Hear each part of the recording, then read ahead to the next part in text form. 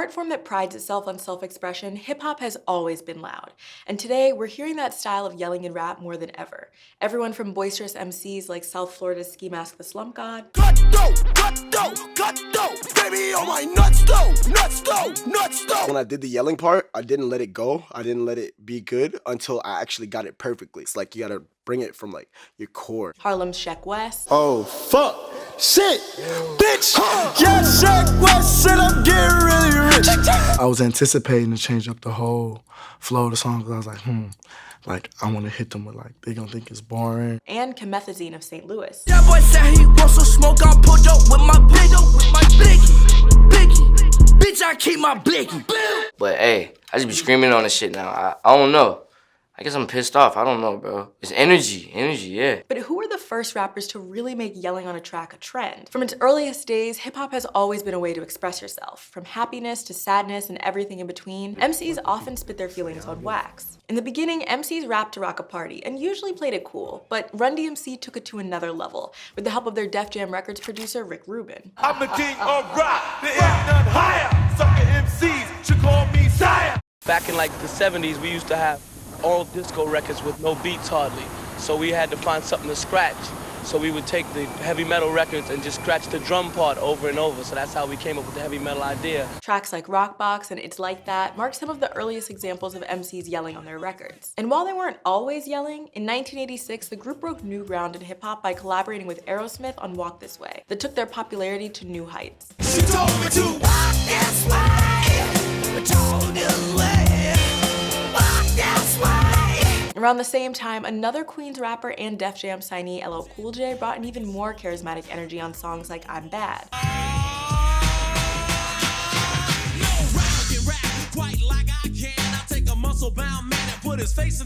Next up, the former punk band turned rappers, the Beastie Boys, dropped their debut album License to Ill, featuring Fight for Your Right. You gotta fight for your right to party.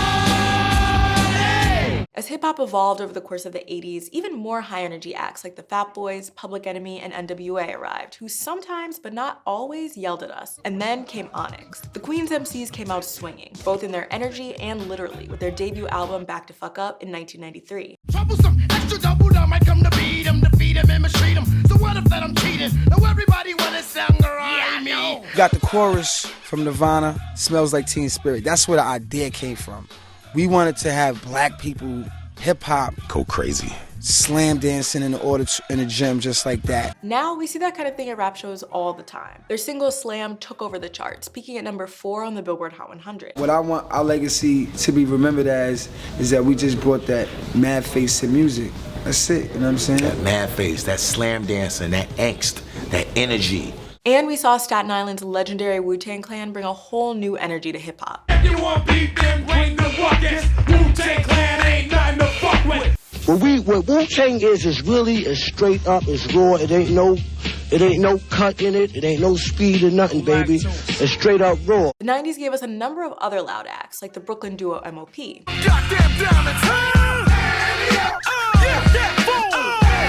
Lil Fame and Billy Dance have carved a special place in rap with their singular Brownsville, Brooklyn style. You know, we ain't angry at just one person. We angry at majority of the fucking country because, like, we from Brownsville, dog, and niggas don't know how it is in our world, you know what I'm saying? So all that shit is, it's just frustration. And down south, there was Louisiana's own Mystical.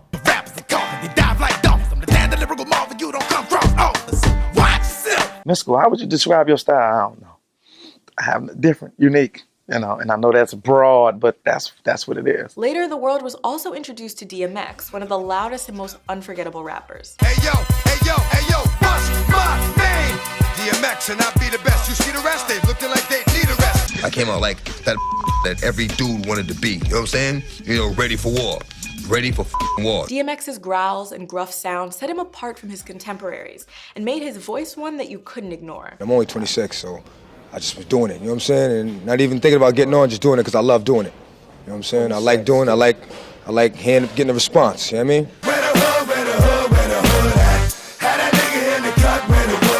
By the early 2000s, DMX had earned himself 15 songs on the Billboard Hot 100, and to this day is still a household name in hip-hop. DMX, blood. That's a huge inspiration to me, DMX. I don't think he fuck with me though, to be honest with you.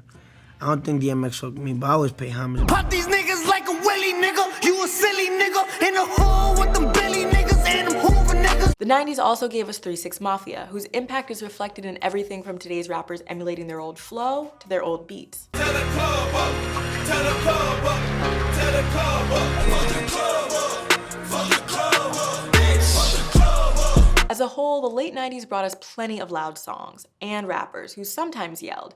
There was Master P. Nigga, I'm the colonel of the motherfucking tank. Y'all have the big things, we have the big bank. Pastor Troy. My nigga, fuck what you say, I ain't no more playing GA. Busta Rhymes. When I step up in the place, say yo, I step correct. Got you all in check. And Ja Rule, just to name a few.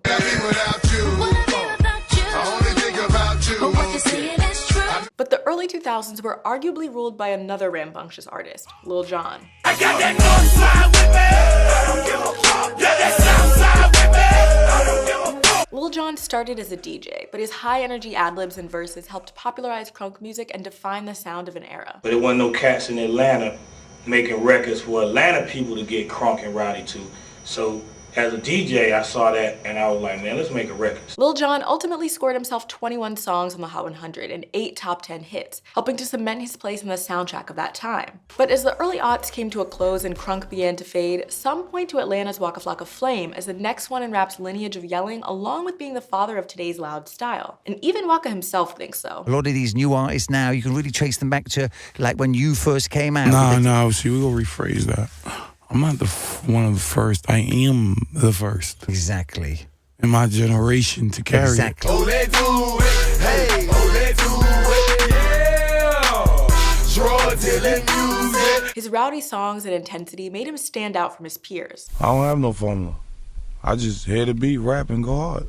I go hard in the motherfucking paint, nigga. Leave you stankin', nigga. What the fuck you thinking, nigga? Shortly after, in 2012, Chief Keef dropped a few of his early bangers and got a lot of attention just from the energy he was putting into each track. A fuck nigga, that's that shit I don't like. Nah. A snitch nigga, that's that shit I don't like. Nah. A bitch nigga, that's that shit I don't like. Nah.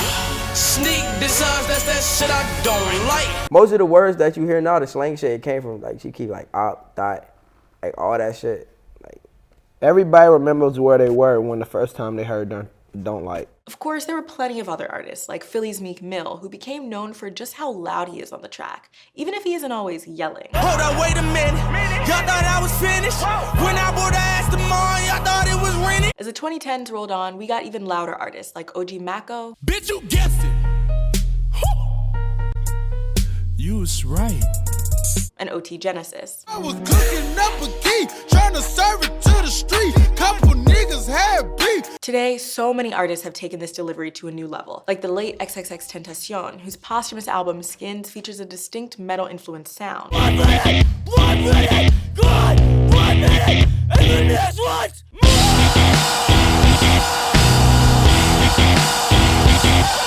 Brooklyn's Tekashi 6ix9ine has also made a name for himself as someone who's almost always yelling at us. Bitch, I'm silly. Off them choppers, shoot your shit up, let's get busy. Other artists like City Morgue, Zilla Kami, and Sauce Moolah. Who cares who you is? Are you scared? You scared? Who cares who you is? Are you scared? You scared? Denzel Curry. I am the one, the way your son don't need a gun to get respect up on the street. And Rico Nasty have all helped push forward yet another wave of yelling. Thank God I ain't have to smack a boom my day. Fucking God. Smack a bitch today. Thank God I ain't have to smack a bitch today. Yeah. And those aren't even almost all of them. Yelling on a track isn't distinct to just one artist, but whether rappers are yelling because they're mad or they just want to make sure you hear them, hip-hop isn't quieting down anytime soon. I'm Tio at Genius News, bringing you the meaning and the knowledge behind the music. Bitch, you guessed it. Still in that place and a flexing.